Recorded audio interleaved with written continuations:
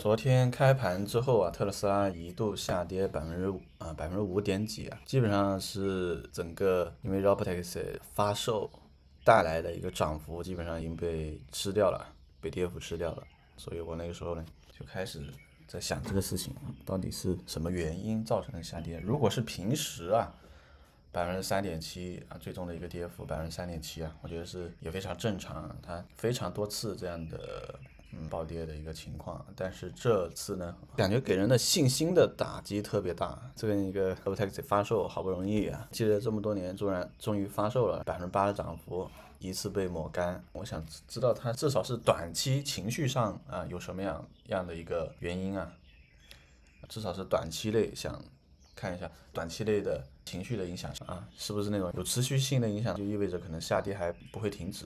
好吧啊，不过它现在是处在一个还算是一个短期的一个平台吧，这里好多天的交易日都是在这个位置，这个位置是非常多次的一个可以说是多空双方交战的一个激烈的一个点，好吧，就这个平台320左右的一个平台。之前的2022年的这一次呢，这个位置没撑住啊，300左右这个位置没撑住就往下了啊。这个位置2022年的下半年也是涨到这个300左右的位置，涨不上去，突破不上去就往下了，那一波往下就惨了，就直接往下了70%。所以呢，我觉得这个位置非常的短期情绪可上是可下啊，真的是可上可下。短期情绪啊，短期的股价可上可下。所以它到底是因为什么样的原因，我非常想知道啊。所以这我直接自己找了啊，所以可能会比较零散，但是这就是我的一个思考的一个过程啊。首先我们看一下新闻吧。首先这个欧洲销量的第5个月的再持续下滑，这个是 CNBC 发了一条新闻，11个小时之前的啊。但是这个应该是我觉得不至于啊，欧洲不至于产生这么大的一个5%的一个直接开盘直接往下砸5%下去，这是统一行动啊，有点像统一行动，要么有什么非常大的一个利空的消息出来，让散户产生了心理上的一致性，要么就是某些机构产生了一致性的行动，直接往下跌啊，往下砸。所以我感觉是不是跟 Robotaxi 啊，是不是出了什么事故啊？好吧，还是得往里面挖地3尺，也要把这个最主要的情绪上的利空给它找出来。不急啊，还有时间。因为这一次特斯拉可以说是从0到1啊，事件 Robotaxi 这个东西是从0到1，我觉得8%的涨幅并不能反映这个意义啊，甚至还很多人不知道这个东西。我好像记起来了，也许在推特上面是找不到那个非常大的利空，但是我好像评论区有人讲过一句话，就是 UPS 啊，我不找，我先找一下 UPS，好像是说特斯拉撞了一个啊，不是撞了一个特斯拉 UPS， 这可能是关键词。第一次的特斯拉介入啊，人工介入，就那个安全员介入了。这里没有视频吗 ？Not a Tesla app video， 这是有视频的，我们直接看视频吧。而且这是 Steve Lee 的视频吗？好吧，有这么长的视频啊。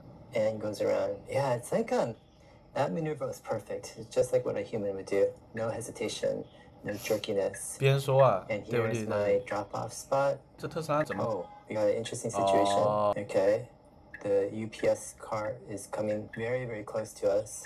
If I was Robotaxi, I would be going back a couple feet. But yeah, but I guess the UPS driver's okay with parking like that. 他这个如果不介入的话，我看一下啊。Interesting situation. Oh. 我看一下，我们再慢放一点啊，慢放一点。这个如果不介入的话会怎么样？我在想，会不会直接撞上去呢？ And here's my. 我把这个音效关了先，就是它的这个啊，我还是放快一点，无所谓了，其实等会再拉吧。就在这里，他认为特斯拉摆脱不了这个，他认为特斯拉 FSD 摆脱不了这个状况吗？这个员工是不是卧底啊？开个玩笑。Oh, we got an. 这个是特斯拉他自己搞不定吗？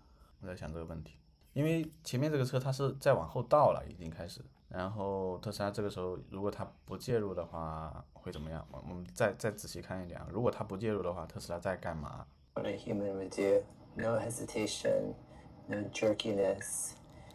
And here's my drop-off spot. 本来要往左打方向的了。哦，他是看到这个车啊，这个 UPS 这个大货车已经开始往左打方向了，然后他也往左打。但是这个哦，我知道了，他现在这个方向怎么又往右打了？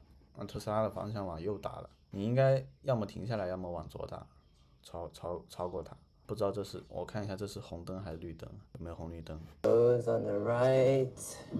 Lets this other car pass by and goes around. Yeah, it's like that maneuver was perfect. It's just like what a human would do. 对，你刚说它是 perfect， 蛮完美的啊。这是绿灯，好吧？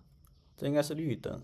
And here's my drop-off spot. 哦，不知道前面是红还是绿灯。这特斯拉是不是自己也想停下来呢？Oh, yeah. 这个速度这么慢，有必要介入吗？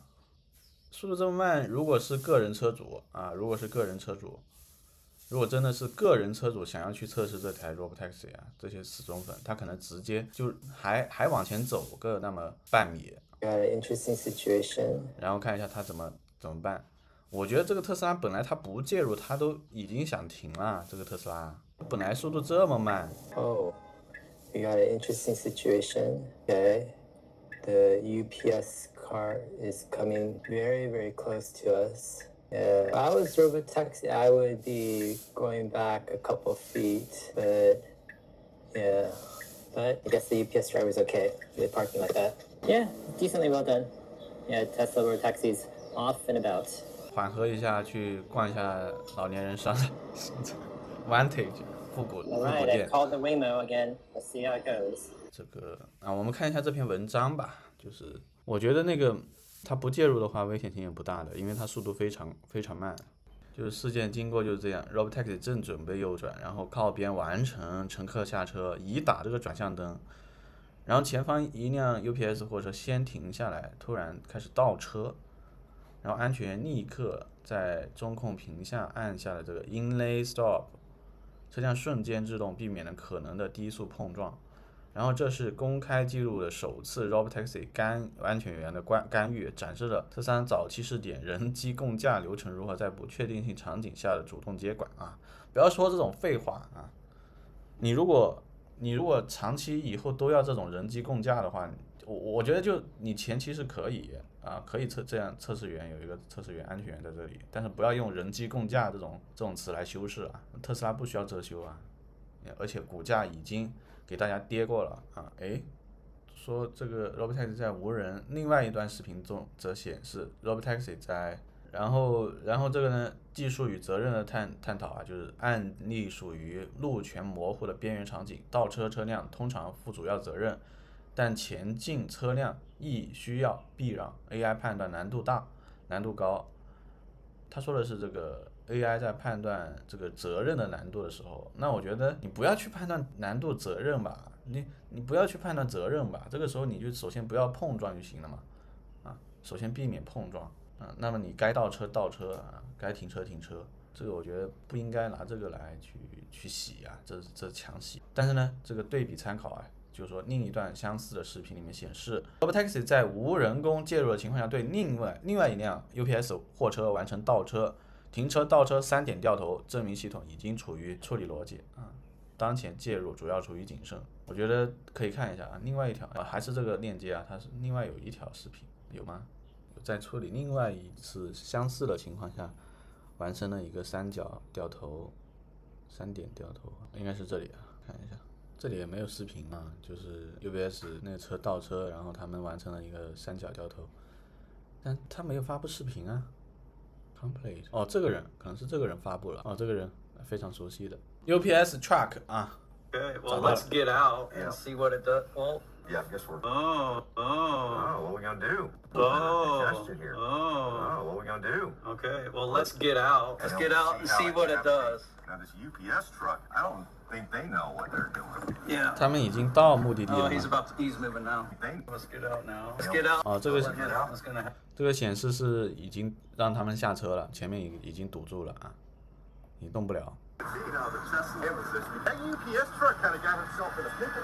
Yeah. 他们应该是要去前面这个酒店的大堂啊 ，UPS 车堵在这里啊，过不去了，这车不动了，直接司机可能都下车了。Got a car behind you. Yeah. You got a car behind you. You got a car behind you. Okay. Oh, look at this. Well, Brad, well, reverse it out. what happened? It reversed out.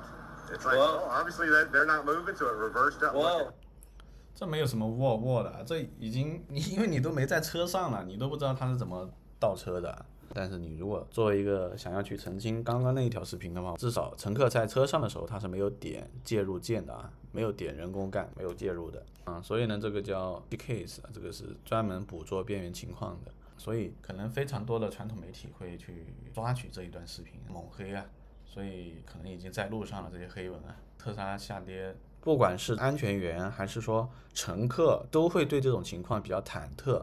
安全员他也担心自己这个碰撞发生在自己这辆车上面，所以他有介入键的话，他就本能的想去按介入键啊，本能的想去帮特斯拉实现这个避免碰撞。但是如果说未来特斯拉的 Robotaxi 要真正的扑向全世界的话，我觉得你就得没有这个人，没有人工介入的功能啊。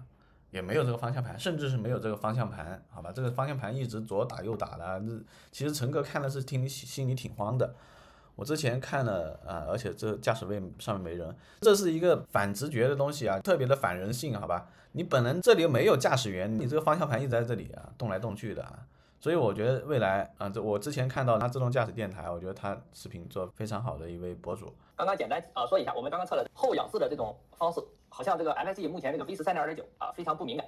假如我们往前看坐直的情况下，它大概可以保持半分钟就会提醒你。但是如果你是这种半躺的状态，基本上我闭上眼睛30秒，它未曾做任何提醒这种感受也是非常不一样的跟我们用眼睛往前看着这个路面，看着道路，你的那种放心感是完全就丧失了。比如说你坐在这个里面，你不闭上眼睛之后，那种心理感受是非常有点忐忑的。即使对我已经测了 FSD 半年每天都在使用 FSD 的这样的一个车主，也是感受是颇深的。所以这也能理解为什么有些人即便是就让他去试乘这个 FSD， 包括让他去使用 FSD 带领他每天的出行，依然会感觉到非常有心理障碍。我觉得这个也应该是一种非常可以理解，但是也同时也代表着我们需要一个非常大的思想的转变和一个关系的建立，就是你对这个产品对这个东西的使用。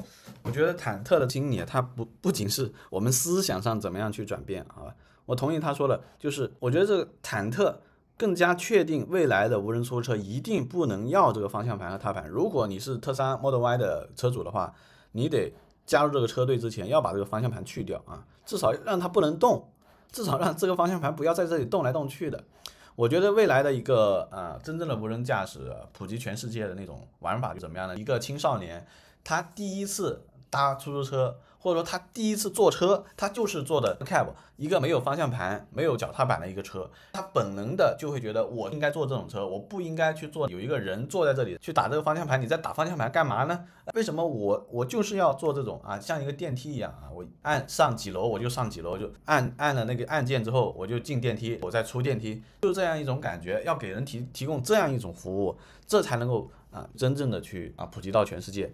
当然不一定是 Cybercab Model Y 把这个方向盘一去掉，如果具备这种功能，去掉方向盘去掉脚踏板之后，这个给人的那种直觉就是完全不一样的反应，好吧，完全不一样的反应。未来的人类未来的那些00后甚至是20后未来就是说5年后吧，那些你给人本能觉得我应该去做一个没有方向盘的车，没有方向盘的车比这种有方向盘的车更让人安心更安全，我感觉更安全。所以说 FSD 我觉得踏入完全无监督版的一个状态的话，至少现在是有一句话叫怎么说呢？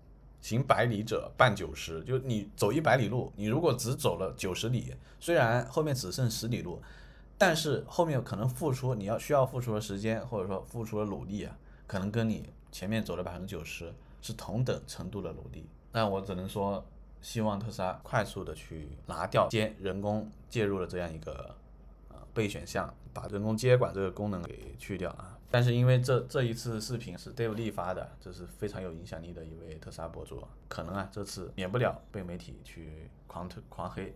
其实特斯拉就是在用这个在做测试嘛，其实这个是测试嘛。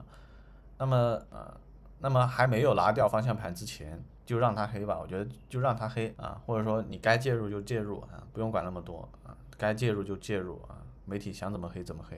然后我觉得你只要知道这一条路径只有特斯拉能够真正的去大规模的解决无人出租车大规模上线、大规模的铺开这样一个功能、这样一个能力的话，我觉得这是一个光美国来讲有900亿美元的一个市场啊，这个市场终归会有人去吃到这些市场。我相信绝大多数的一个市场份额会是特斯拉的。好，感谢您的收看，我们下期再见。